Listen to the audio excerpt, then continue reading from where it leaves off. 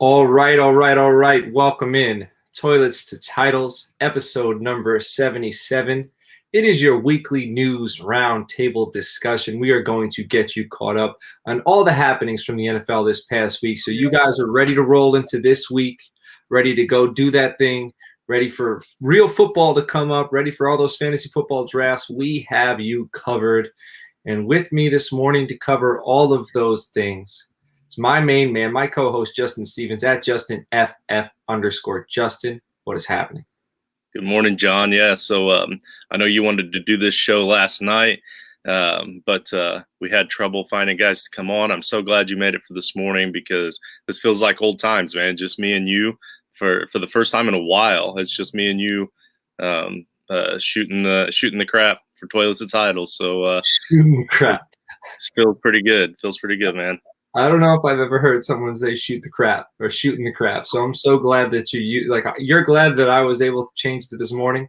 And I'm glad that you used the phrase shooting the crap because that's going to be in my pocket from now on. I'm going to throw that out there. Justin, yes, it does feel like old times and it's great.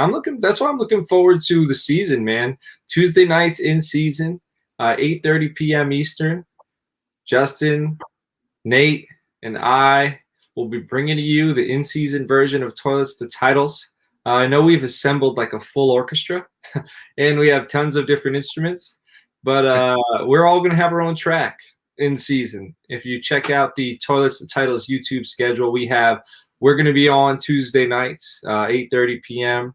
Nate is doing double duty. I think on Wednesday nights, he's going to be with Rich doing Dollars to Deuces. Joe's going to be doing a NFL review of the last week on Wednesday nights. Thursday nights, I'm going to be doing a DFS show, a dash of DFS. And then Sunday mornings, Joe's going to be doing a preview at 8 a.m. And then Mike and Alex are going to be doing a call-in show, The Blitz, at like 10 a.m. That's going to bring you into your Sunday slate. So we're going to be like extremely live, extremely busy. But come season time, Toilets to Titles, the original show is going to be back and strong.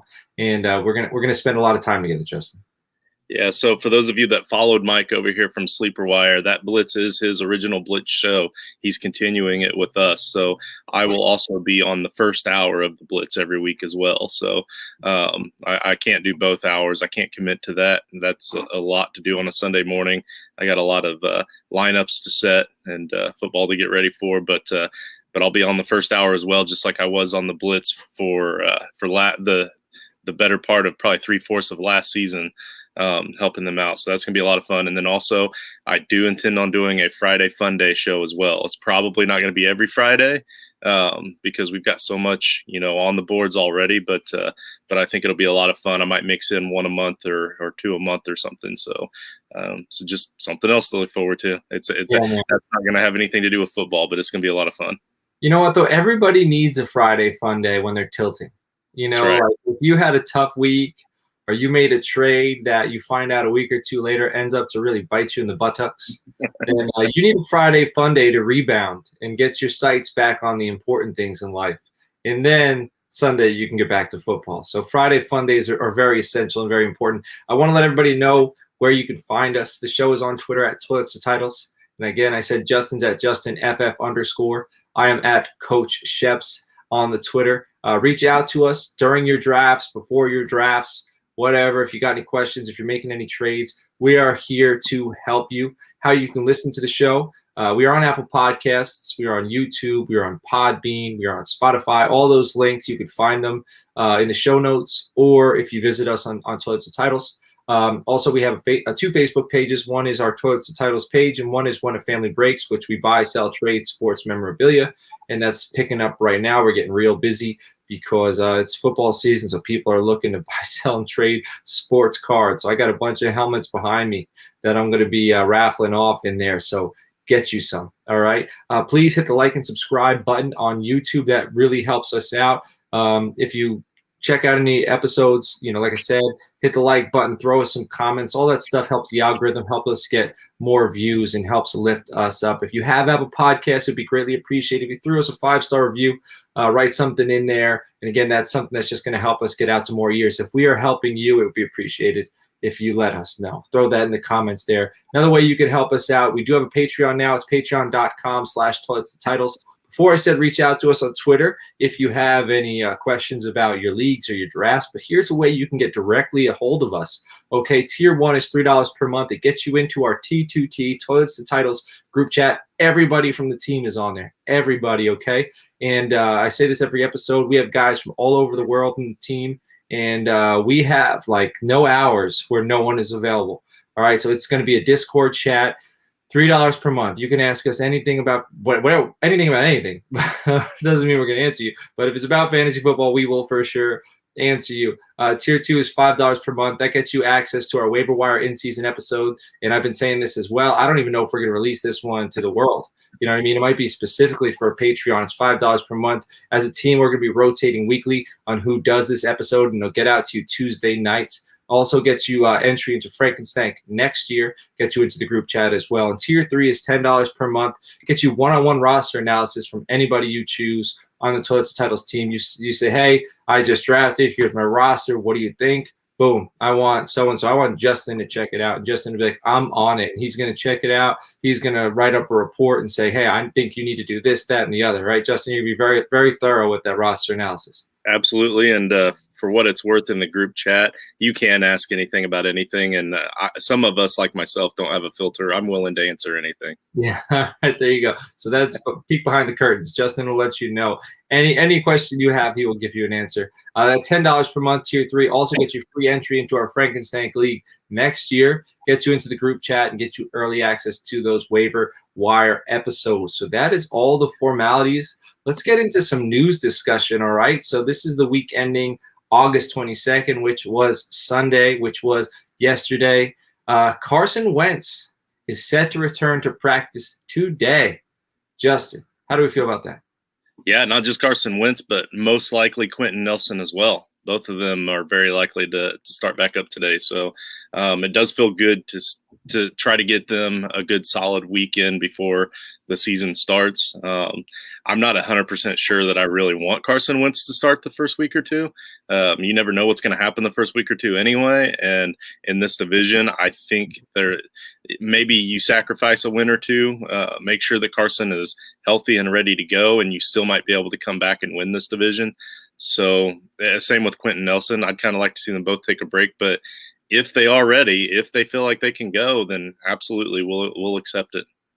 I mean, it's better to get I understand what you're saying. I don't think I want to get them game reps, but to get back on the field, to get moving, to get back acclimated with the offense, running those plays, especially Carson Wentz. I mean, he is a veteran, but it is a new system. He's got familiarity because I believe the coach who's there now coached him at Philadelphia, right? So he's got familiarity. That's a tough word to say in the morning. I might need a second cup of coffee for that one.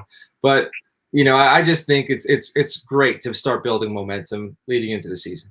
All right, so another guy, speaking of building momentum, let's head over to the Jets. We have Zach Wilson, who looked great against Green Bay this weekend, 9 for 11, 128 yards, 2 touchdowns. It's a pretty phenomenal stat line. And also Corey Davis, 4 receptions for 70 yards with Elijah Moore down with injury. So Zach Wilson starting to look like the real deal, man. He was threading the needle on a few of those passes. I have tons of Zach Wilson shares. I believe I have him on every single Dynasty roster I have. So, Justin, thoughts on Zach Wilson?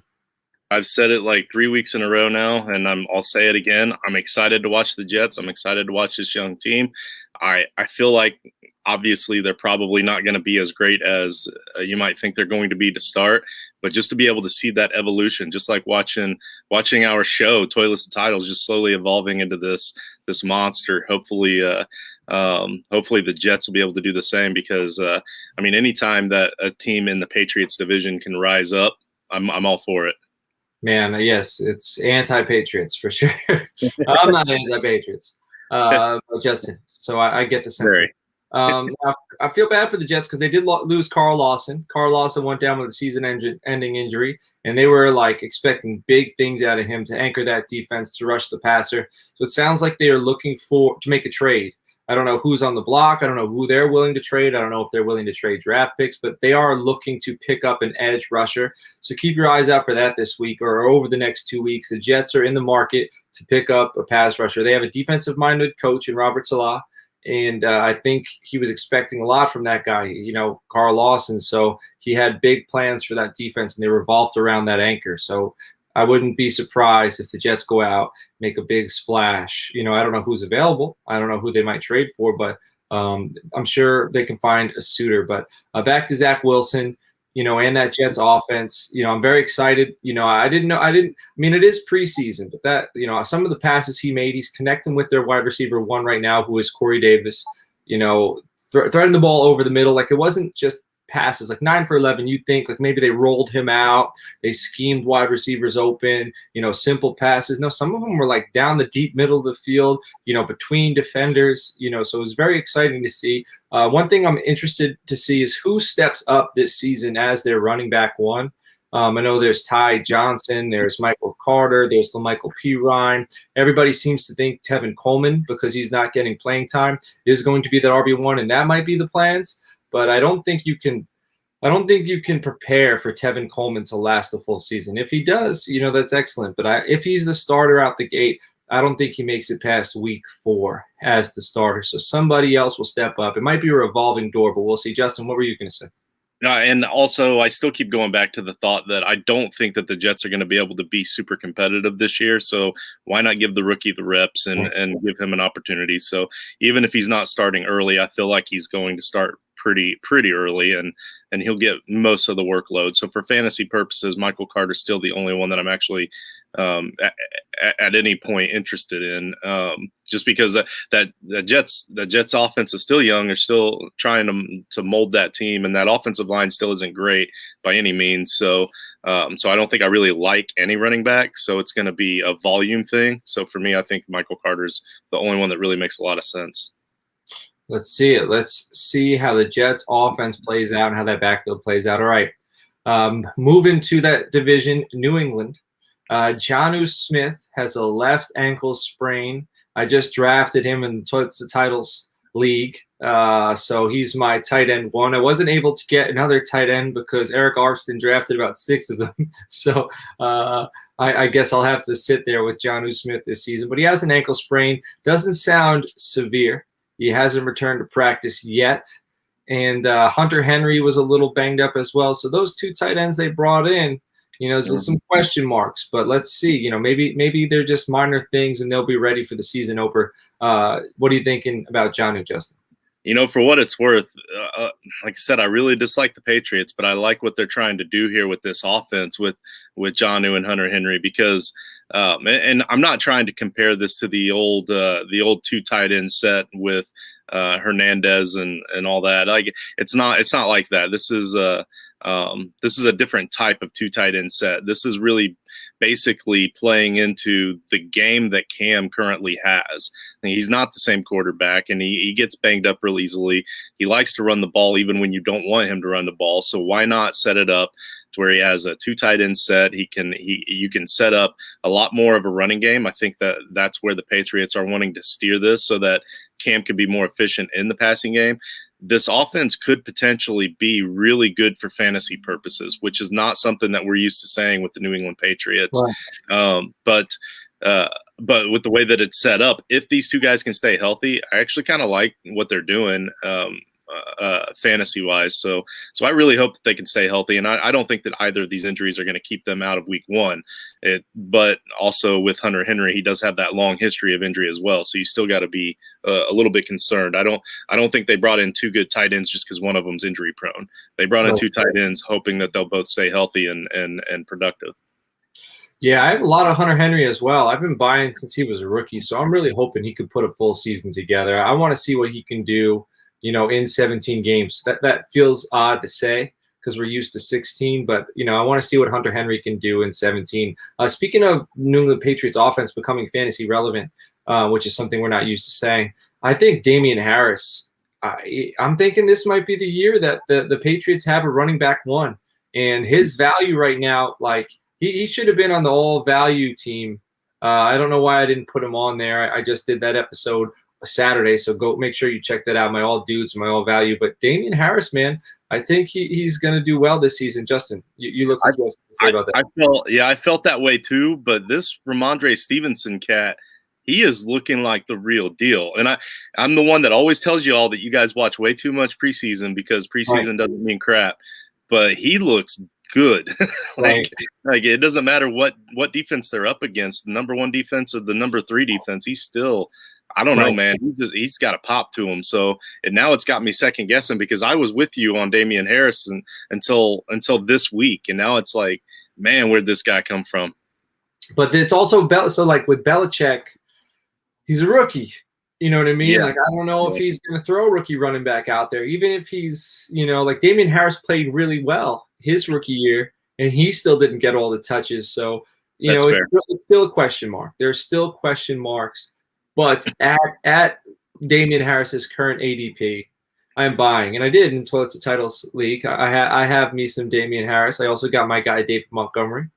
And I'm ready to win that league. So I'm feeling pretty good about that. All right, let's move on to another team in that division. We're staying with AFC East. We got the Miami Dolphins. Brian Flores says Miami will utilize a 3 running back committee in season, which is Myles Gaskin, Malcolm Brown, and Salvin Ahmed. Versus the Falcons, Malcolm Brown had 10 rushes, 43 yards, and a touchdown. Myles Gaskin had a pretty good stat line, 6 rushes, 27 yards, and a touchdown, and 4 receptions for 44 yards and a touchdown. So, Justin, what are your thoughts on the Miami Dolphins backfield situation? So I haven't watched the most recent preseason game or even the highlights, but personally, I like Malcolm Brown because I like his style of play, and I've always just kind of been a Malcolm Brown fan. But I don't think that he's going to get that opportunity with Myles Gaskin there because Gaskin was very efficient every opportunity he had. So he definitely deserves the chance. But unfortunately, I think it's going to be too much of a split back there for me to really focus too much for fantasy purposes. But as a team, like if you are a Dolphins fan, I think I would be perfectly okay with the backfield, even without having a solid number 1 that's going to stand out. Yeah, and do you think Nate, our resident Tua hater, is shaking in his boots after Tua looks all right in preseason? Like Tua looks like an NFL quarterback. Again, this is preseason football, but Tua looks like he belongs. He looks a little healthier. He's got some more zip on the ball. So do you think Nate is starting to feel like a little shaken with all those bathroom board bets that he has saying Tua's going to stink? What do you think? Not just bathroom board bets. Remember, he made that trade with me in the fictional league where he undersold Tua quite a bit. So I'm trying to find it now. I'll get back to that in just a moment. All right, so we'll talk about Tua again in a moment. Let's move on to a rookie, DeVonta Smith. He's a little banged up, came back from an injury, had 2 receptions for 19 yards versus New England. But then I don't know, it was yesterday, I saw a tweet that something happened with his ankle. So now he might be back out again. So I know this isn't very very precise news reporting. I'm sorry, I'm not Adam Schefter, but he was back, 2 receptions for 19 yards, and then now he may be down again. So, Justin, what are your thoughts? I'm still trying to find that trade. You could probably just go ahead and move on. That's all right. Well, DeVonta, he had 2 receptions for 19 yards. One of them was a whip route, and people were gushing over it. But I did see Joshua Bigby comment on it that that was a pretty basic route. Like someone was like, wow, that's a Heisman route. Those guys run that whip route all the time in the NFL. So take it easy, okay? But all right, he limped off the field yesterday. They were looking at his right ankle, and then he came back. And this is from Zach Berman. Zach Berman covers the Philadelphia Eagles for The Athletic. So, and The Athletic is a reputable source, all right? So they don't sugarcoat things. So he was a little banged up yesterday. He did come back. So DeVonta Smith is back. Confirmed. All right. Seattle Seahawks and Jamal Adams have reached an agreement on a 4-year, $70 million extension that includes $38 million guaranteed and makes him the highest paid safety in the NFL. That is pretty huge. I did hear that they were going to wait till next season to try to get him franchised, but said he was going to fight that and try to put himself out as a linebacker instead of a safety because he spends so much time in the box, and it just would have gotten ugly. The best thing Seattle could do was give him this contract, but Jamal has shown in the past he could take things, to a place where they don't want to go. And I think going into the season, you don't want to have that hanging over you. And in the past, I think this is I'm surprised that Seattle did it, because Seattle isn't at times they are tone deaf with their defensive players like Richard Sherman, Earl Thomas, Cam Chancellor, some guys that they haven't treated necessarily correctly. And it's ironic that this is a guy they got from somebody else, and they're treating this guy correctly. It's not somebody they drafted themselves. But big news for Jamal Adams. Now we know Jamal Adams can go out there, not worry about his contract, and get it done. So, Justin, what are your thoughts on the Jamal Adams deal? Yeah, they don't have the Legion of Boom anymore, and that defense just has not been very good at all. They need to start taking care of their players again, and I feel like this is a step in the right direction for them. So he's a staple of that defense, and now they're going to have him for a while.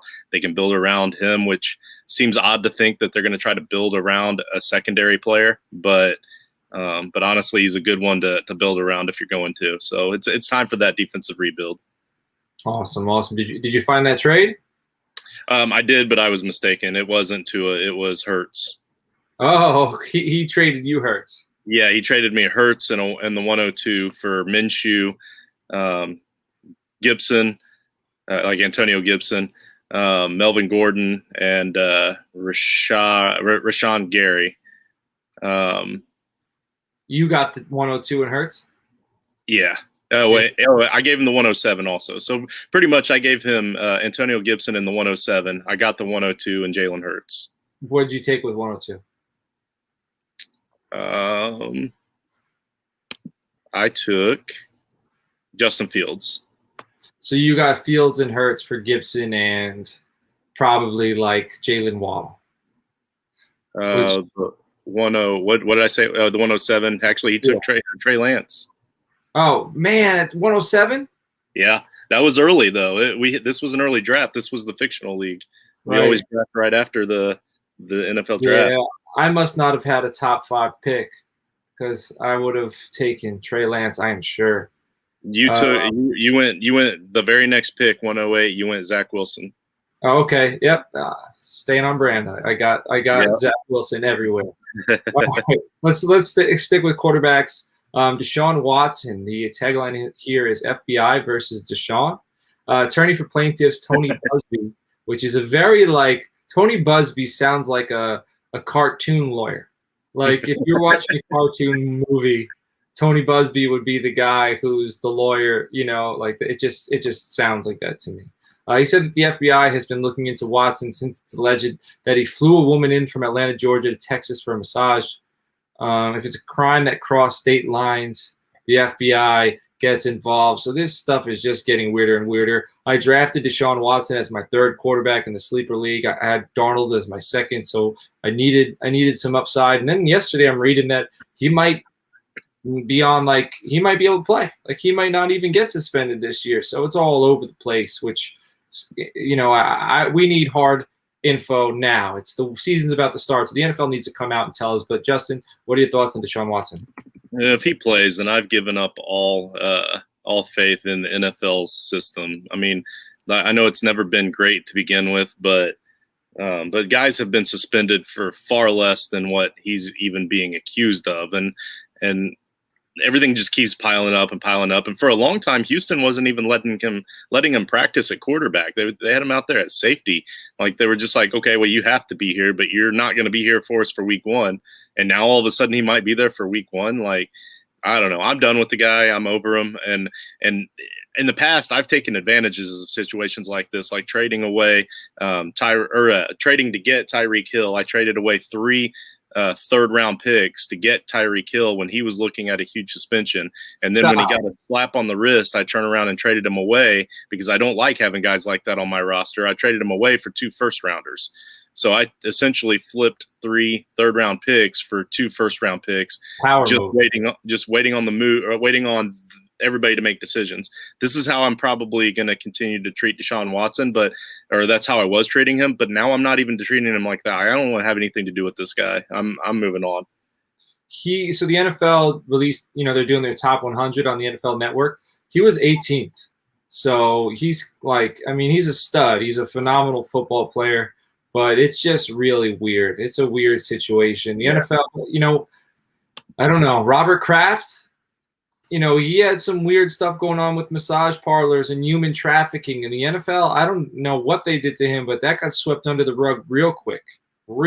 So, I mean, maybe they're afraid to really, stick it to Deshaun Watson because maybe there's a can of worms that they don't want to open. Yeah, maybe Goodell is in that circle. Yeah. I mean, I don't want to get it's too early for this shit, but human trafficking, massage parlors, people with money do some weird stuff, man, some weird stuff and whatever. Let's move on. I don't want to go down this road.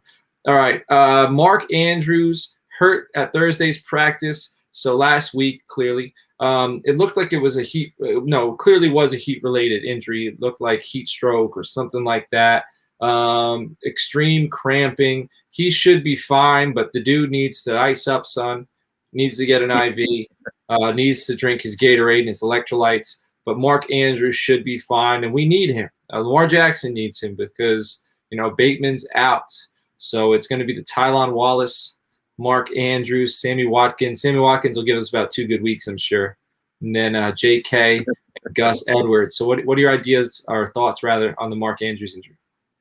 I mean, Mark Andrews has been kind of that value pick for a lot of people because you have your top 3 fantasy tight ends. And then after that, a lot of people have been kind of targeting Kyle Pitts, the rookie. So Mark Andrews has kind of been falling. So I know he's been a value pick for a lot of people. So I think this is kind of a non-issue. It is kind of scary because from experience, if you have a heat-related injury, sometimes that can haunt you for a little while. Right. But I mean, he's a pro. He's athletic. He's an athlete. I mean, he'll be fine. I'm not too overly concerned. So go ahead and continue to get that value in drafts. Man, we got 2 people watching the show right now at 6:58 in the morning. So shout out to you too. Yeah, exactly. Shout out to you too. There was a comment in here, man. Let's if you have any questions, you're one of the 2 in here. Help us help you. All right. It could be anything. All right. So the next comment, when I was reading the news, I saw this and I was like, man, I'm sick and tired of talking about CeeDee Lamb. So there's a CeeDee Lamb note in here, and then someone, because we share our news doc, someone from Toilets to Titles who was going on here, I'm sure, to help me add some news to this doc, said, oh my God, Coach, we get it, you like CeeDee. For that person, I don't know who wrote that. I didn't put this CeeDee news in here. This isn't news to me. But CeeDee Lamb continues to impress and make highlight plays in camp. Dallas is about to have 2 wide receiver ones, question mark. That's the news in there. And yes, they are. CeeDee Lamb is a stud. As long as he stays healthy and as long as Amari stays healthy, they will have 2 wide receiver ones. Book it. This isn't news. Justin. I don't know what else to say. Right. I agree. CeeDee's going to be amazing. I knew he would be really good. I held back because last year I was very bullish about holding back on rookie wide receivers, and guys like him and Justin Jefferson really shoved that in my face. So I'm not holding back anymore. I'm on the bandwagon. I'm ready to root for one of your Cowboys. But man, I don't know. This year might be the year to hold off on rookie wide receivers, though. You're killing me. So who do you have? Who are you invested in this season? Yeah, that's true. That's true. No, I agree. And honestly, well, we're about to talk about one of them, RASHOD Batemen, that I was excited about, but he. Let's go right to that. So RASHOD Bateman was out 6 to 8 weeks with a core injury, so he won't be here till sometime in October, likely. So go on with RASHOD Bateman. Yeah, and I just used an old banner up here that was already there. I didn't realize, I didn't read the whole thing. I thought that it was already ready to go. but yeah, no, RASHOD Bateman actually has a core injury now. It's not the groin injury that you see down there, but the core injury, 6 to 8 weeks, and I was absolutely convinced, and Joshua from Fusion actually kind of turned me on to RASHOD Bateman a little bit more this season because of that offense and how much a really good wide receiver could help open up Lamar Jackson in that offense. Now we're not going to be able to see it for a while. I kind of feel like they're going to fall right back into that same old run-heavy offense early on, and which is great because I got J.K. Dobbins cheap in a lot of drafts. But as far as being excited to watch the team play, I was excited to see what could potentially happen for Lamar Miller if he has wide receivers on both sides. Jackson. Freudian slip. Lamar Jackson. What did I say? Lamar Miller. Oh, yeah. Yeah, Lamar Miller will always be on my mind because of that preseason injury where he got hurt like literally minutes after I drafted him in the 5th round a few years ago. But yeah, so Lamar Jackson. So, but yeah. So hopefully Bateman can come back and make a decent rookie season out of what's left, and we can get a glimpse of what we're going to see with him in the future. Man, yeah. So I have like the wide receiver, the rookie wide receiver I have the most shares of was Elijah Moore. And I got him early second in most of my drafts. I think I have 1 share of Bateman, 1 share of Waddle. I don't think I have any DeVonta Smith. So I'm a little spread out because I think there was a lot of uncertainty. I didn't know, they're all pretty talented ball players, but I was uncertain about their situations, and I think Elijah Moore was the one I was most comfortable with the situation because I knew he's the type of wide receiver who fits with a guy like Zach Wilson, who's a broken play stud. Like, if the play breaks down, he's going to roll around, make some time, and throw the ball over the top, and we'll see. Well, it's going to be interesting to watch which rookie wide receiver steps up. And Tylan Wallace is a guy, who got drafted a little late. Like, there was definitely some people who really loved him. I did, coming out of college, coming out of OK State. He's going to have the time now. Let's see if he starts in Baltimore. Let's see if he earns an early rapport with Lamar Jackson while Bateman's out. He might be one of the rookie wide receivers who sneakily steps in and gets it done. So he's a guy to keep an eye on.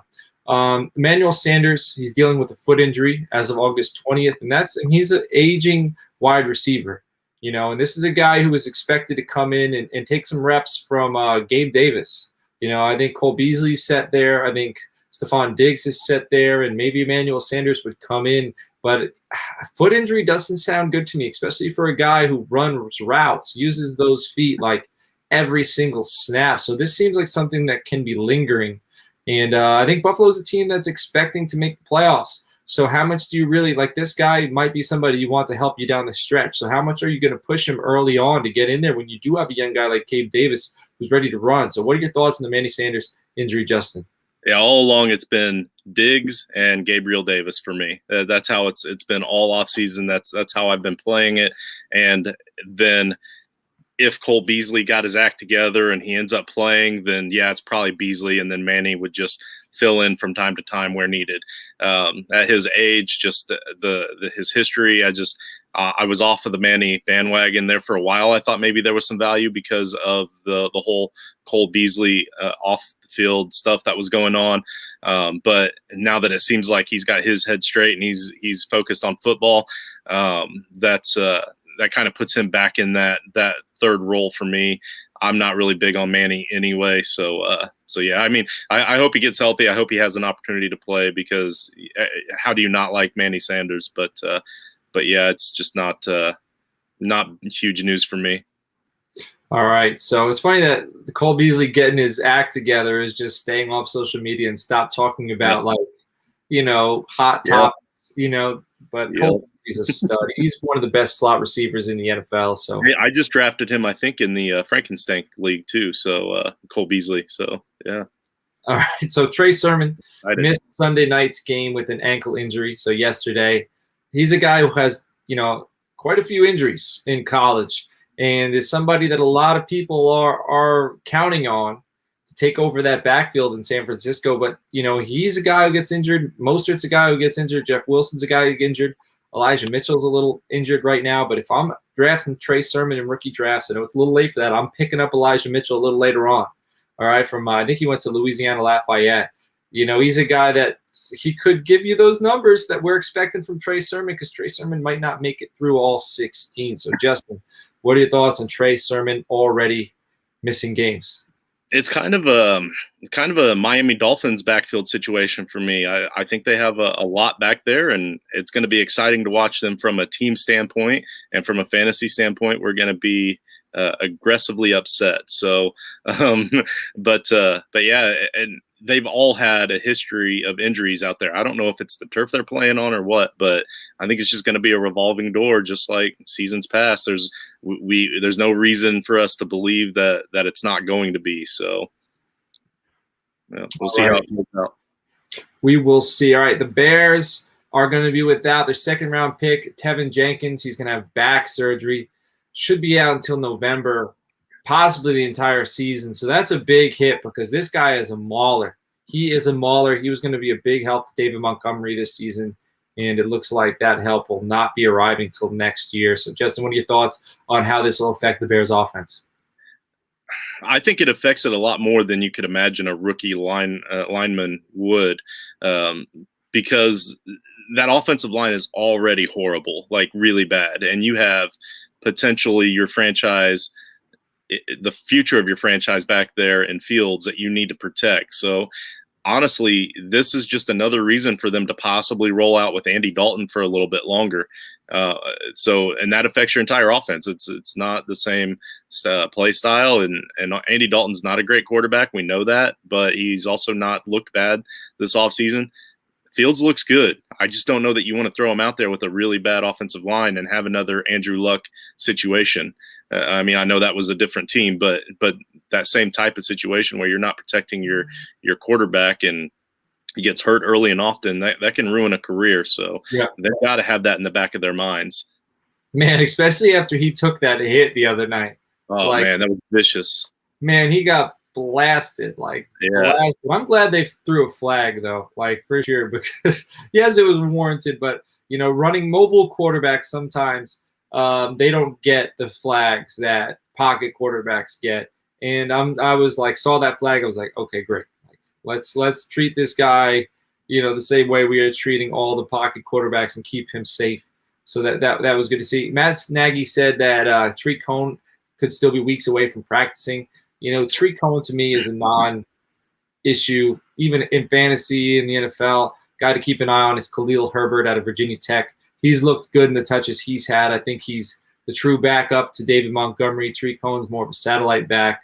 So if I'm handcuffing David Montgomery, it is with Khalil Herbert, and it is not with Trey Cohen. Do you have any thoughts on Trey Cohen? I think not having him available early is going to kind of hurt them. If you look at their schedule, man, they've got a rough schedule coming up. And I know that we don't really know what defenses are going to look like, but if we just go based off of history and what little we do know, there's only 4 games. Yeah, I'm just saying, without seeing it. What we do know, though. Yeah, that's what I meant. Well, you know more about defense than I do. How about that? Okay. But so what little I know about certain defenses, I only see 4 games where I'm I would be kind of excited to start David Montgomery. It just looks like a really rough schedule coming up for them, and without Cohen. I don't know. I just don't have a lot of faith in the Bears this year, and I think that this injury hurts them a lot. So they need him back sooner rather than later. Yep. All right, the last bit of news we have. Well, I have 2 bits of news left. One of them's on the doc, and then one of them's just something else. But Will Lutz, core injury. He is out at least 8 weeks. So I feel like this is the type that you cut this guy and you just find a new kicker, right? Do they wait it out? I mean, depending on the depth of your league. I was excited about. I mean in the NFL. Did the Saints just get rid of this guy and get a new kicker? No, they can't get rid of Will Lutz. He's out for 8 weeks. No, I get that. You can put him on the PUP list or the IR eligible to return list. I mean, he's Will Lutz. You have your top 5 kickers in this league that you can count on, and after that, they're all that Pinheiro guy. They're all just the same. So if you have a top 5 guy and you know that he's going to make kicks 90% of the time, you have to keep him. And it's a core injury too, which you would think that would be kind of rough for kickers to come back from because they use their entire body. Right. But I would hold them all season if I had to go pick up another and just pick up that. Yeah, I'm sure the Colts will drop Pinheiro after Blankenship after the preseason's over because they have Blankenship. So But yeah, I mean, but I had to put this in here because I'm one of the few guys that still follow kickers and still enjoy having kickers in fantasy. I mean, it is called football for a reason. So that's why I put that on here. This is a situation for those of us that respect kickers. Like, if we don't have a deep bench, you have to make this decision. So yeah. So I just thought I'd throw it out there for everybody that are in leagues with kickers and they own they own Will Lutz and they weren't aware of the situation. So there is a Will Lutz situation on our hands, and we will be waiting eagerly to see how it plays out over the next 8 weeks. I guess I'm just a little gun shy because we had Dan Bailey, and Dan Bailey was a stud, and then he had like a back injury, and then he just completely fell apart. All right, Colts stock up with WENTZ news practicing this week, and the rookie sleeper Michael Strahan. Thoughts? Michael Strahan. I still don't know how to pronounce that. Strahan, and I have a feeling that we know who this is. Is this Uncle Steve? This has got to be Uncle Steve. Uncle Steve comes in here. Michael Strahan. Stock up. Michael Strahan. Colts stock up with Carson Wentz news. Quenton Nelson news. Jonathan Taylor stock up. All right, RB1 this year. I think I got him at like 8th overall in the Toyota Titles draft. So, no, I don't know. Maybe it was a different league. But I think I got Jonathan Taylor. I could be wrong. I can't even remember yesterday. But the other bit of news that I was looking at, I don't know if you're into Marvel superhero movies, but I loved the Spider-Man movies from the 90s with Tobey Maguire. Was it the 90s? I think so. And supposedly he's going to be in the new Spider-Man because there's a multiverse. But I just saw on Twitter, they quickly cut it out that someone leaked the trailer for the new Spider-Man movie, and there's some pictures of Willem Dafoe, who's coming back as well, and some other guys. So it just brought up some old memories. I'm excited to see this new one. Justin, are you into Marvel superhero movies at all? Yeah, actually, I've seen every one of them, most of them more than once. But yeah, for what it's worth, I have a feeling that this the first Friday Fun Day episode is going to be a draft of our favorite superheroes. So yeah, so just to give you a little tease on what that show is going to be about, absolutely nothing football related. So just a break from football on a Friday night for people. So I think that's probably that was the direction that I was leaning towards. So you kind of segued right into that. Man, so who is your favorite character and why is it Korg? Why is it who? Korg. Oh no. My favorite character is certainly Rocket from Guardians of the Galaxy. I like Star-Lord. So yeah. We're a Guardians of the Galaxy bunch. But Korg is my dude as well. Korg is funny as hell.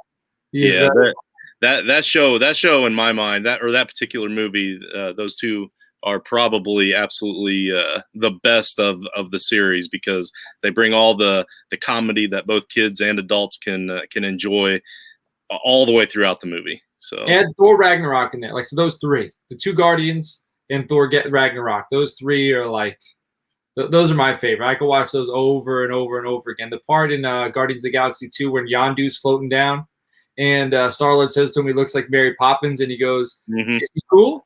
And he's like, "Hell yeah, he's cool." Yeah. That's funny. Yep.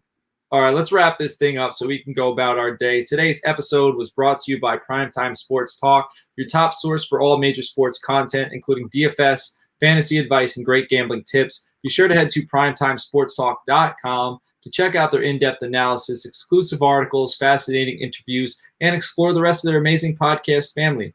Again, primetimesportstalk.com, your go-to spot for sports content. And again, you can find Justin on the Twitter at JustinFF_. I am on there at Coach Sheps. Our Patreon is patreon.com/titles. Get with that at $3 a month. That's the minimum. That's tier 1. That gets you right into our group chat. And you can ask us all of your questions, regular questions or fantasy related questions, and we will help you out. So I suggest you get in that. Justin, what a pleasure it was having you join me for this news episode again. And I'm looking forward to Tuesday nights in the regular season. Yeah, absolutely. It'll be fun to get Nate back on here too with us and get the old band back together again. Nate's currently painting his house completely, top to bottom. Nate is a busy bee. He is a Busby. What, the Busby lawyer? That's Nate. And he just painted it before Finn was born too. So now he's already painting it again. So yeah. Yeah. So I'm sure he's having a lot of fun. But everybody, I hope you enjoy the week, and I hope you dominate those redraft drafts. Go back to its titles over the weekend. We had 2 episodes I suggest you listen to or watch. One of them was our T2T team Sleeper League draft, which is on YouTube only. It shows you all of our picks every single round, all of the analysis. Episode 76. What we did was I released my all dudes team, which is the guys that are at the top of the ADP, the guys that I said are going to just ball out. They're going to finish, the guys who top 5 running backs, which one I think is going to be one, which quarterbacks I think can be the top, which wide receivers I think are going to be the top. Then I also did my all value team. So guys that are outside of the top 12 in ADP that I think are going to be steals and really going to help your roster. So I suggest you listen to that before you take part in your drafts. And again, everybody enjoy your week, and we will catch you all later on.